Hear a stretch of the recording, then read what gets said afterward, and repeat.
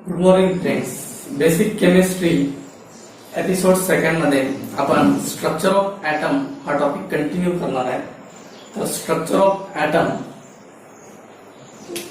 सुरुवातीला आपण discovery of atom बघूया. इन 1803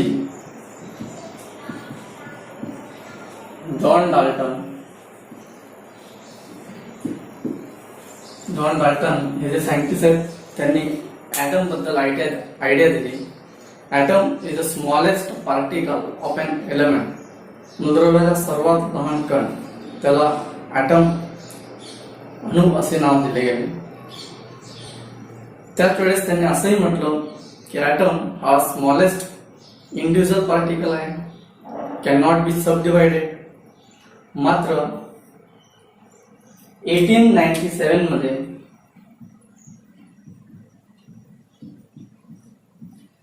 जे थॉम्सन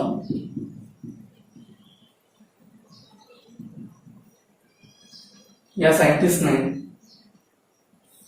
जो जॉन डाल्टन यांनी जे सांगितलेलं होतं की atom can not be subdivided, तर यांनी इलेक्ट्रॉनचा शोध लावला आणि इलेक्ट्रॉनचा शोध लावत असताना त्यांनी असं सांगितलं की ॲटम जो आहे याला डिव्हाइड करू शकतात. याचे सब पार्टिकल आहेत, याचे फंडामेंटल पार्टिकल्स आहेत.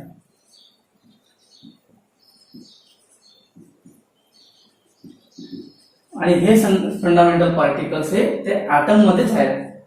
आणि ते फंडामेंटल पार्टिकल्स म्हणजे electron and proton.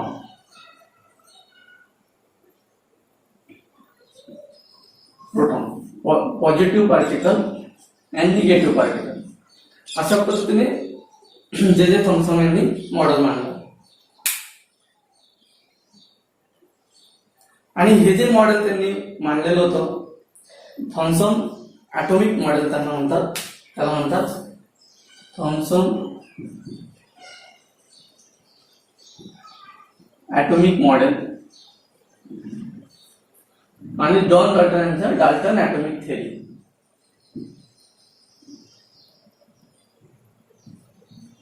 Dalton atomic theory. Discovery of atom मध्ये सुरुवातीला जॉन डाल्टन यांनी डाल्टन ॲटॉमिक थिअरी दिली. त्याच्यात असं म्हटलं की atom can not be subdivided. Atom is individual particle of an element, smallest particle of an element. In 1897 J Thompson यांनी Thompson atomic model दिलं. इलेक्ट्रॉनचा शोध लावला. फंडामेंटल पार्टिकल्स आहेत ॲटम मध्ये, म्हणजे which can be divided, electron, proton. अजून एक पार्टिकल आहे त्याच्याबद्दल काही पुस्तकांमध्ये दिलेलं नाही, मात्र तो एक पार्टिकल बद्दल आपण पुढे बोलूया. इलेक्ट्रॉन, प्रोटॉन अशा पद्धतीने जे थॉम्सन यांचं मॉडेल होतं. मात्र हे जे मॉडेल होतं या मॉडेलचं त्यांनी असं स्टडी केलं की ॲटम हा पूर्ण पॉझिटिव्ह पार्टिकल्सचा एक रोल आहे, म्हणजे सर्कल आहे. आणि त्याच्यामध्ये निगेटिव्ह पार्टिकल्स एम्बेडेड आहेत, म्हणजे फिक्स केलेले आहेत. नंतर 1911 मध्ये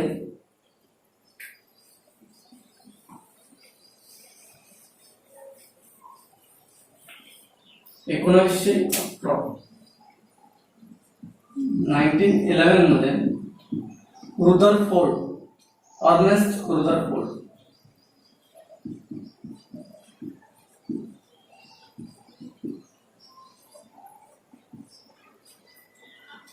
रुदरफोर्ड यांनी ते इन्व्हेस्टिगेशन केलं. आणि यांच्या इन्व्हेस्टिगेशन नुसार काही त्यांनी थिअरी सजेस्ट केली. आणि ती थिअरी अशी होती, first atom is a hollow sphere.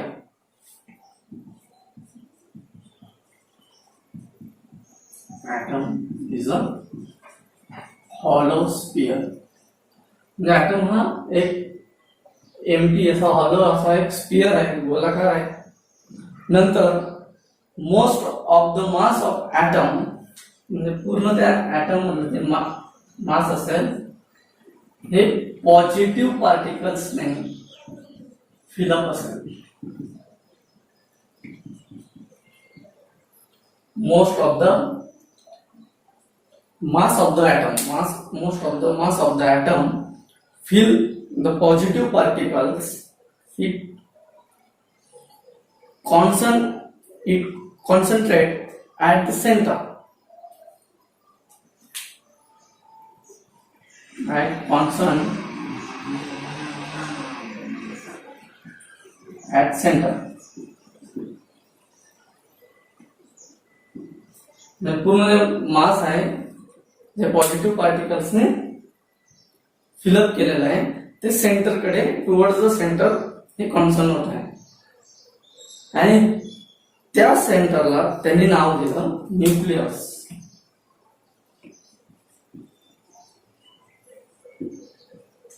त्यांनी नाव दिलं न्यूक्लियस. आता पुढे त्यांनी असं म्हटलं इलेक्ट्रॉन जे आहेत, जे आपण इलेक्ट्रॉन बद्दल बोलतो, negative particle,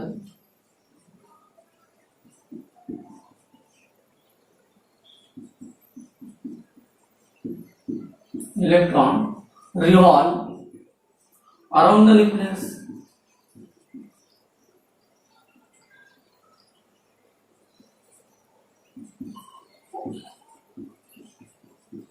around the nucleus म्हणजे हे जे इलेक्ट्रॉन आहेत जे न्यूक्लियस म्हणजे पॉझिटिव्ह सेंटर जो असेल त्याच्या अवतीभोवती फिरतात, असं त्यांच्या थेअरीमध्ये त्यांनी सजेस्ट केलं.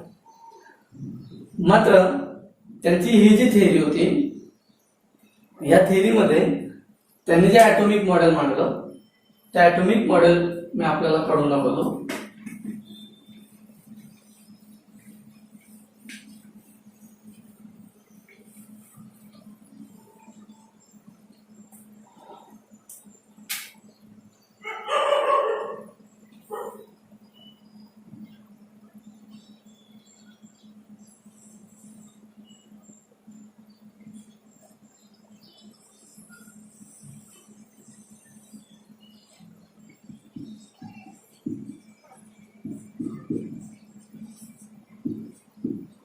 रुदरफोर्डचा according to Rutherford knowledge atomic model हे अशा पद्धतीने होतं.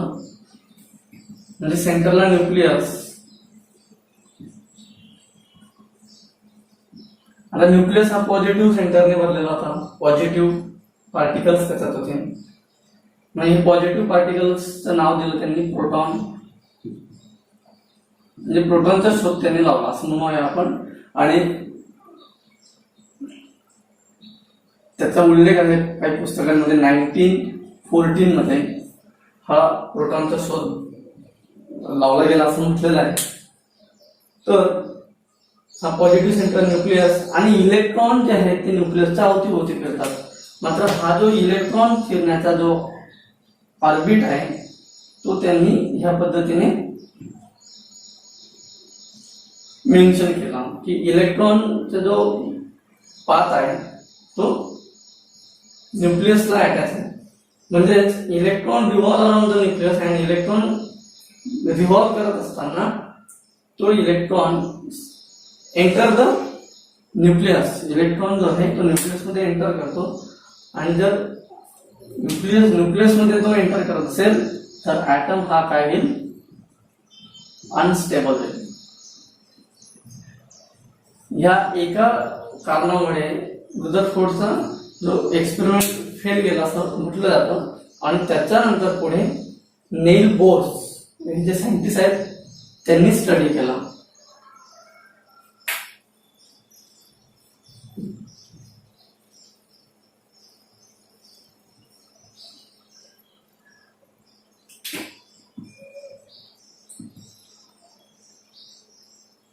नेल बोर्स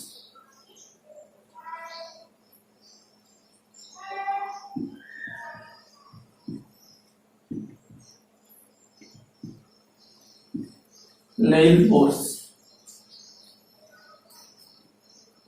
Sorry.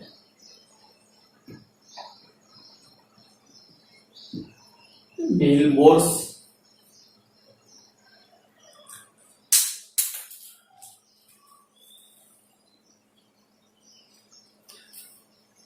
आता नील बोर्स यांचा जी थेरी होती, या थेरीमध्ये ऍटमचं जे स्ट्रक्चर आहे हे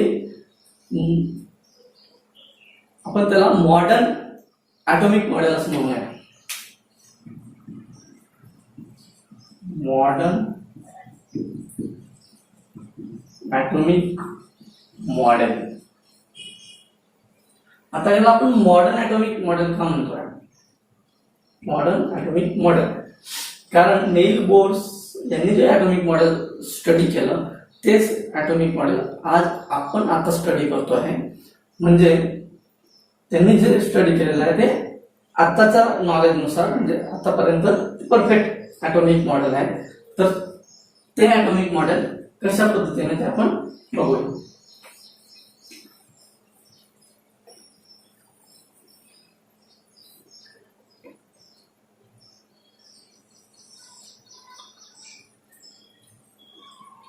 मॉडर्न ॲटॉमिक मॉडेलमध्ये जो सेंटरचा पार्ट असतो त्याच्यामध्ये प्रोटॉन आणि न्यूट्रॉन असतो.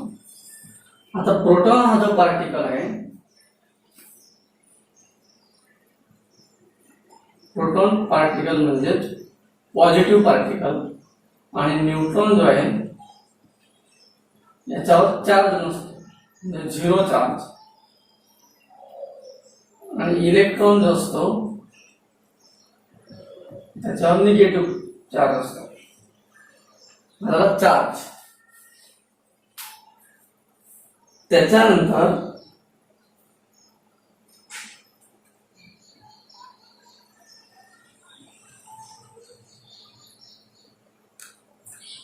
नील bourse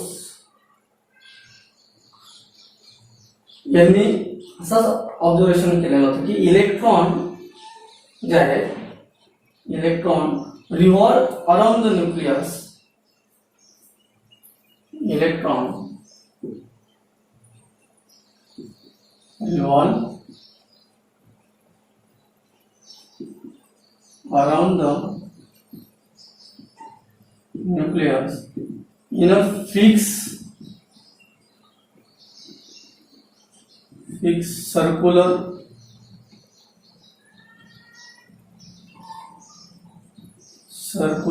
path, and this path is called orbit. त्यावेळेसच त्याला ऑर्बिट नाव दिलं गेलं. Electron revolve around the nucleus in a fix circular path and this path is called orbit. बऱ्याच वेळेस मुलं म्हणतात की इलेक्ट्रॉन हे ऑर्बिट मध्ये आहे किंवा ऑर्बिटवर आहे. तर ऍक्च्युली ऑर्बिटवर नाहीयेत किंवा ऑर्बिट मध्ये नाहीयेत. तर इलेक्ट्रॉनचा जो पाथ आहे फिरण्याचा म्हणजे मार्ग जो आहे त्या मार्गाला ऑर्बिट असे म्हणतात किंवा शेल असे म्हणतात. ऑर्बिट किंवा शेल किंवा आपण एनर्जी लेवल म्हणू, अशा पद्धतीने त्याचे नाव आहे. ऑर्बिट, शेल किंवा एनर्जी लेवल. ज्या पद्धतीने सूर्य आणि सूर्याच्या अवतीभोवती ग्रह फिरतात, तिथे काही एक अशी रेषा मारून दिलेला नाही किंवा मार्ग बनवलेला नाही, तो एक इमेजनरी लाईन आहे. त्याच पद्धतीने electron revolve around the nucleus in a fix circular path and this path is called orbit. तर ऑर्बिट जे आहे ते ऑर्बिट नंबर ऑफ ऑर्बिट आहेत, त्याला नंबर दिले गेले आहेत.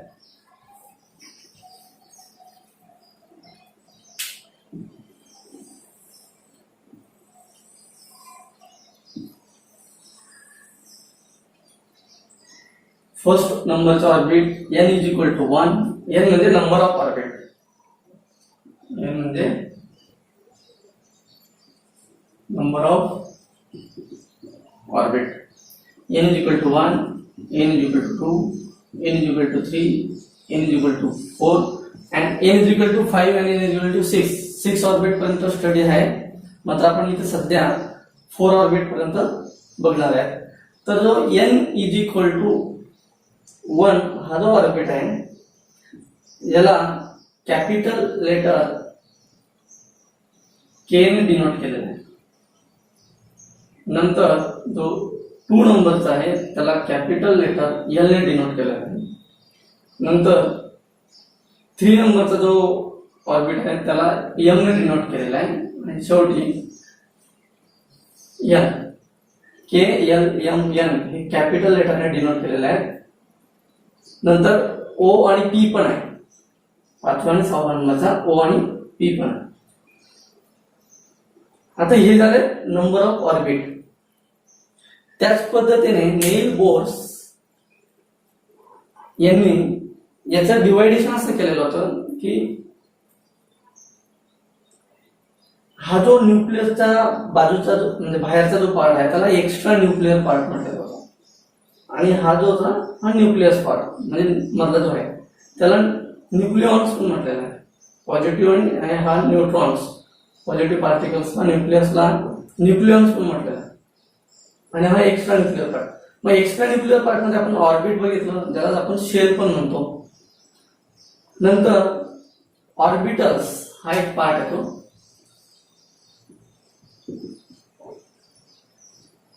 ऑर्बिटल्स ज्याला आपण सबशेल,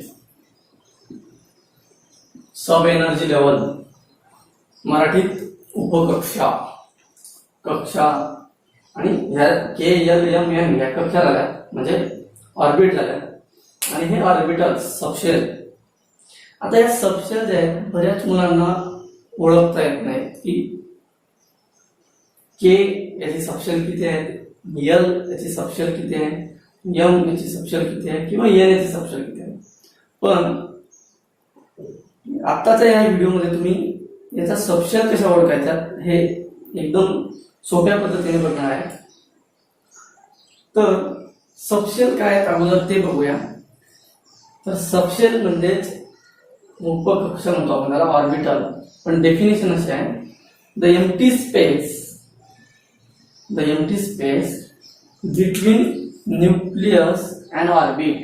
म्हणजे ही जी मधली जागा असेल, ऑर्बिट आणि न्यूक्लियसच्या मधली जी जागा असेल ही मधली जागा एम्प्टी स्पेस, या एम्प्टी स्पेसला ऑर्बिटल असे म्हणतात. मग हे जे ऑर्बिटल आहेत ते small letter s, p, d आणि एफ अशा स्मॉल लेटरने दाखवलेले आहे. एस, पी, डी आणि f. According to quantum chemistry याच्यात भरपूर कन्सेप्ट आहेत, पण मी ते थोडक्यात आपलं बेसिक केमिस्ट्री असल्यामुळे मी थोडक्यात सांगते. पण तरी यांचे नाव sharp, principal, diffusion, fundamental etcetera त्या पण नंतर बोलू. त्यांना शेप पण आहेत. हा स्पेरिकल शेप असतो. जो एस ऑर्बिटल आहे हा स्पेरिकल असतो. पी ऑर्बिटल हा डंबेल शेप आहे. हे बाकीचे डंबेल शेप ते शेप पण पुढे स्ट्रक्चर ऑफ ॲटम मध्ये दिलेले आहेत. तर इथे आपल्याला हे बघायचं आहे की ऑर्बिट आणि ऑर्बिटल हे नेमकं कसं ओळखायचं आणि त्याच्यात इलेक्ट्रॉन किती आणि कसे एवढं आपण आजच्या टॉपिक मध्ये बघणार आहे. तर ऑर्बिटल बद्दल मी बोललो. ऑर्बिटल्स म्हणजे काय, empty space between the nucleus and orbit. कक्षा आणि न्यूक्लियस याच्यामध्ये जे स्पेस आहे. आता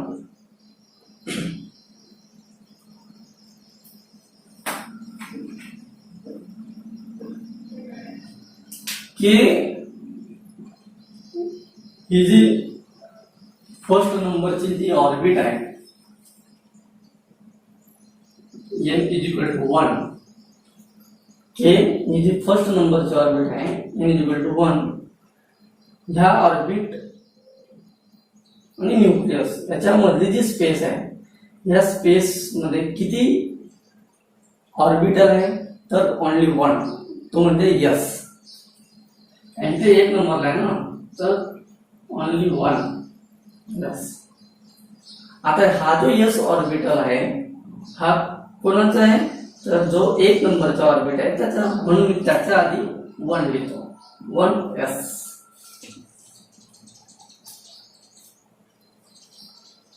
त्याच्या आधी 1 असलेला. आता L जे n इज इक्वल टू 2 जो L आहे हा किती नंबरचा आहे? 2 नंबरला ऑर्बिट आहे. तर याच्यामध्ये ही न्यूक्लियस आणि L याच्यात ज्यामध्ये 2 एम्प्टी स्पेस आहेत, ही एक आहे आणि ही एक आहे. मग हिचं नाव आहे S आणि हिचं नाव आहे P. बरोबर. तर 2 झाल्या S आणि P. S आणि P. ते मी ते लिहिलेलं आहे S आणि P. तर किती नंबरचा झाला? पण N जो आहे तो 2 नंबर आहे. बरोबर. हे सर्क्युलर या पद्धतीने बघा. N इज इक्वल टू 2 नंबरचे ऑर्बिटल झाले म्हणून 2s and 2. नंतर N इज इक्वल टू 3.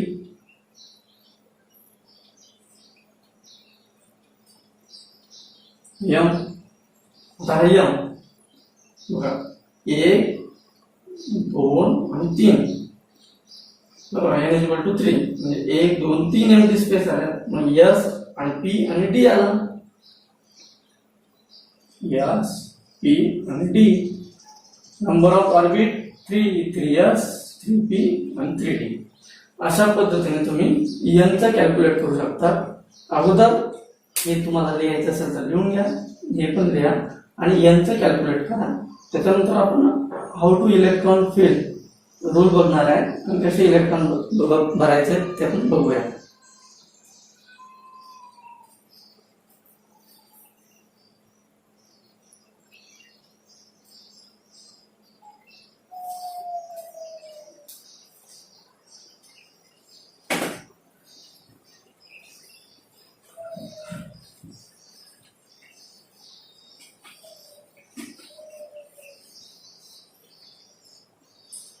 आता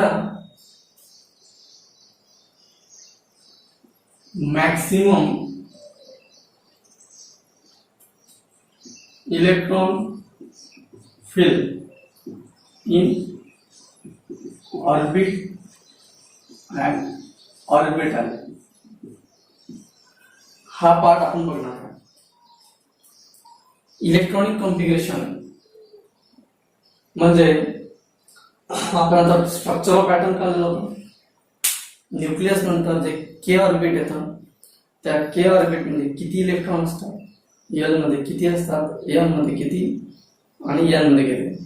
तर सर्व ज्या ऑर्बिट आहेत साधारण 5 ते 6 ऑर्बिट आहेत. तर 5 ते 6 ऑर्बिट मध्ये सारखे इलेक्ट्रॉन असतात का? ऑर्बिटल मध्ये सारखे इलेक्ट्रॉन असतात का? तर नाही. त्याचा काही स्पेसिफिक रूल आहे आणि त्या पद्धतीने ते इलेक्ट्रॉन फिल केलेले असतात. तर ऑर्बिट साठी आपण रूल बघूया. ऑर्बिट साठी आहे 2n² रूल. n म्हणजे मी सांगितलं होतं तुम्हाला, n म्हणजे नंबर ऑफ ऑर्बिट. मग n इज इक्वल टू 1 जो आहे तो k नंबरचा, k जो आहे तो n इज इक्वल टू 1 नंबरचा ऑर्बिट आहे. हा फॉर्म्युला आहे. या फॉर्म्युला मध्ये व्हॅल्यू पुट अप करूया. 2 into 1 स्क्वेअर आन्सर येईल तुमचा 2 एकाचा वर्ग. बरोबर. एकच येईल. तर 2 आन्सर येते म्हणजे 2 इलेक्ट्रॉन्स हे के शेल मध्ये असतात. मॅक्सिमम 2 इलेक्ट्रॉन्स के शेल मध्ये असतात. n is equal to 2 L 2 into 2 square 2 4 4 2 8 8 electron. या पद्धतीने आपण व्हॅल्यू पुट अप करत जायचं आणि आपलं येते आन्सर 18.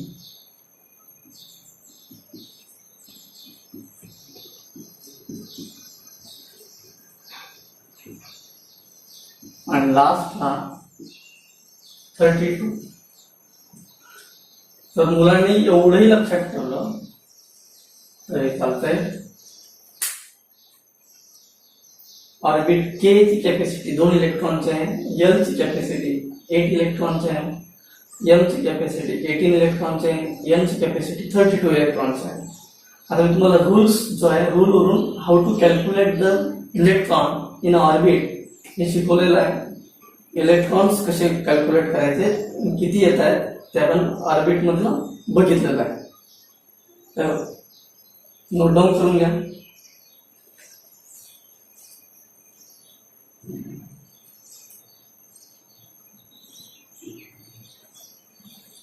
ओके, आपण व्हिडिओ पॉज करून सुद्धा नोट डाऊन करू शकता.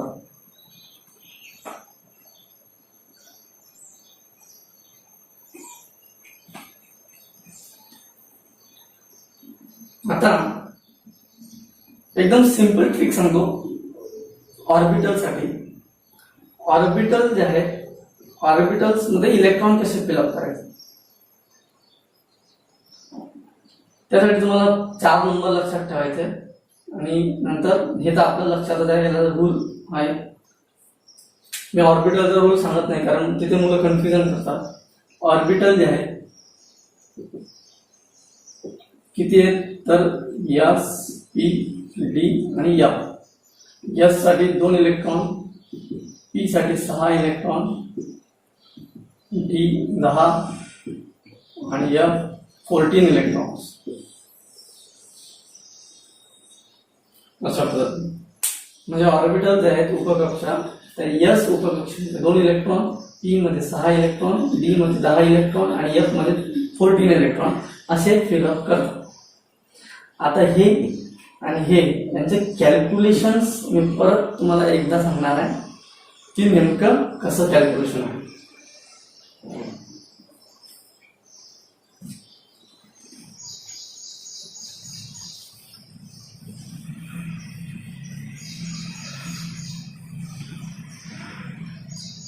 आता त्याचं कॅल्क्युलेशन बघूया. सुरुवातीला आपण इथे लिहूया ऑर्बिट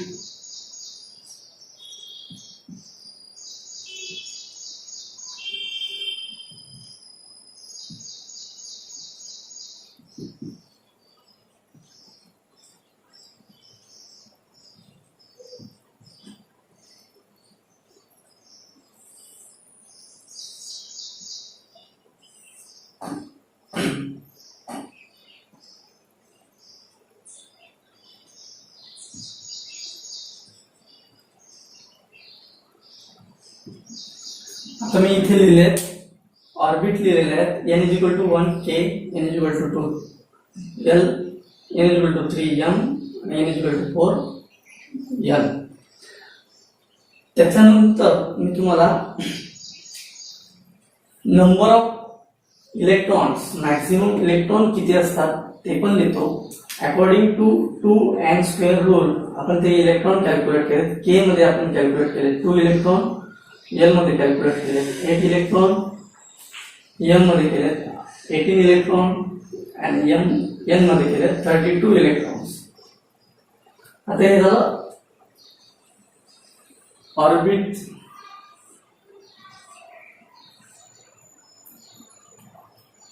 ही ट्रिक्स अशा पद्धतीने जर आपण लक्षात ठेवलं तर तुम्ही कधीही विसरणार नाही ऑर्बिट आणि ऑर्बिटल साठी. ऑर्बिटल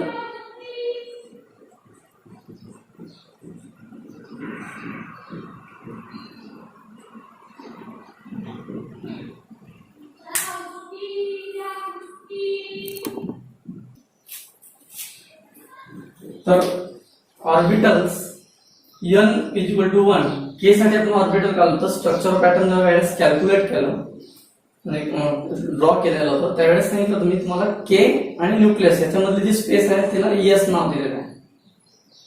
एस आणि एस जे आहे ते 1 नंबरच्या ऑर्बिटचं होतं म्हणून 1s.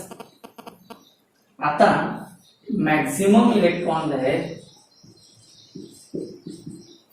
एस मध्ये मी इथे लिहिलो होतो ऑर्बिटल जो आहे एस ऑर्बिटल याच्यात 2 इलेक्ट्रॉनची कॅपॅसिटी आहे तर मी इथे लिहितो 2 इलेक्ट्रॉन. आता ज्या पद्धतीने एस ची कॅपॅसिटी 2 इलेक्ट्रॉनची आहे तर त्याच पद्धतीने एल ची पण कॅपॅसिटी 2 इलेक्ट्रॉनची आहे. म्हणजे जेवढे ऑर्बिटमध्ये इलेक्ट्रॉन आहेत तेवढेच ऑर्बिटलमध्ये आहेत, कारण तिथे ऑर्बिटल त्याची उपकक्षाही पण एकच आहे. फॉर एक्झाम्पल एखाद्या शाळेमध्ये समजा इयत्ता 9वी मध्ये 60 विद्यार्थी आहेत, तर त्याची एकच तुकडी बनेल 60 विद्यार्थ्यांची. तर एकच तुकडी असेल तर त्या एकाच तुकडीमध्ये 60 विद्यार्थी असतील. तर त्याच पद्धतीने हे एक्झाम्पल आपण इथे कन्सिडर करू. ऑर्बिटमध्ये म्हणजे कक्षेमध्ये 2 इलेक्ट्रॉन आहेत, तर त्याचा ऑर्बिटल जर एकच असेल तर तेवढेच इलेक्ट्रॉन त्याच्यामध्ये फिलअप असते. सेकंड एक्झाम्पल बघू, सेकंड ऑर्बिट बघूया. इथे 8 इलेक्ट्रॉन आहेत. तर हे 8 इलेक्ट्रॉन आता याच्या ज्या कक्षा आहेत, ह्या किती कक्षा आहेत, तर न्यूक्लियस आणि त्याच्यानंतर एक उपकक्षा येते ती म्हणजे यस, आणि दुसरी येते ती म्हणजे पी. त्यांना नंबर देऊया 2s and 2p. आता इथे आपण बघितलं की s ची कॅपॅसिटी 2 इलेक्ट्रॉनची आहे, तर मी 2 इलेक्ट्रॉन इथे फिलअप करतो, 2 इलेक्ट्रॉन. आता 8 इलेक्ट्रॉन्स मधून आता जे एल ऑर्बिट आहे, हे एल ऑर्बिट म्हणजे एल कक्षा जी आहे ती 2 उपकक्षांमध्ये डिवाइड झाली आहे. जसं की आपण आता इयत्ता 9वीच्या वर्गात बघितलं, इयत्ता 9वीच्या 2 तुकड्या पडलेल्या आहेत, त्याच पद्धतीने ते 2s and 2p असं इथे 2 उपकक्षा आहेत. तर यस मध्ये 8 इलेक्ट्रॉन मधून 2s मध्ये 2 इलेक्ट्रॉन गेले, राहिले किती 6 इलेक्ट्रॉन. तर 6 इलेक्ट्रॉन या पद्धतीने पी मध्ये 6 इलेक्ट्रॉन म्हणजे पी ची कॅपॅसिटी आहे 6 इलेक्ट्रॉनची. 2 + 6 हे झाले 8 बरोबर कम्प्लीट आहे. तर अशाच पद्धतीने इकडे पुढे कॅरी केलेलं आहे, ते पण तुमच्या लक्षात येईल. n = 3 म्हणजे n जो आहे त्याच्या 3 ऑर्बिटल आहेत, s p and d. त्यांना नंबर देऊन देतो 3s 3p 3d. जसं आपण s ची कॅपॅसिटी बघितली 2 इलेक्ट्रॉनची, तर इकडे 2 इलेक्ट्रॉन प्लस p ची कॅपॅसिटी बघितली आपण 6 इलेक्ट्रॉनची. आता 18 मधून या 3s मध्ये 2 इलेक्ट्रॉन गेले, 18 मधून इकडे 6 इलेक्ट्रॉन गेले, 6 आणि 2 8 गेले, म्हणजे 18 मधून 8 इलेक्ट्रॉन इथे ह्या ऑर्बिटल्स मध्ये. डी मध्ये किती येते, तर 18 मधून हे 8 गेले आणि उरले किती 10. तर डी ची कॅपॅसिटी आहे 10 इलेक्ट्रॉन. डी ची कॅपॅसिटी आहे 10 इलेक्ट्रॉन. पुढे नेक्स्ट, तर इकडे एस पी डी आणि एफ त्यांना नंबर देऊया 4s 4p 4d 4f. Same 2 electrons S मध्ये, पी मध्ये 7, डी मध्ये 10.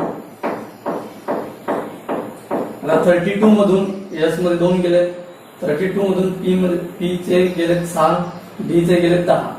आता हे झाले 18.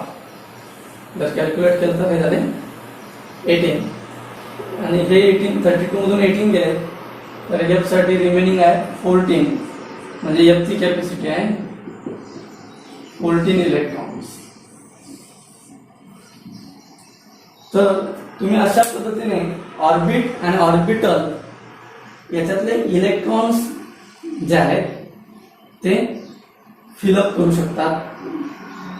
हे झालं maximum number of electrons in orbit and orbital. आता याच्या पुढील जो आपला पार्ट आहे,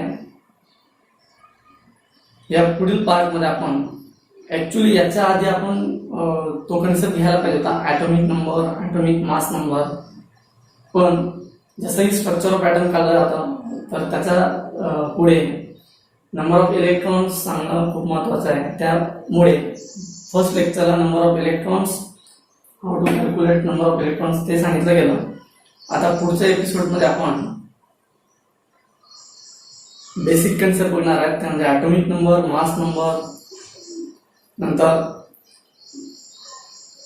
how to fill the electrons in orbit and orbitals.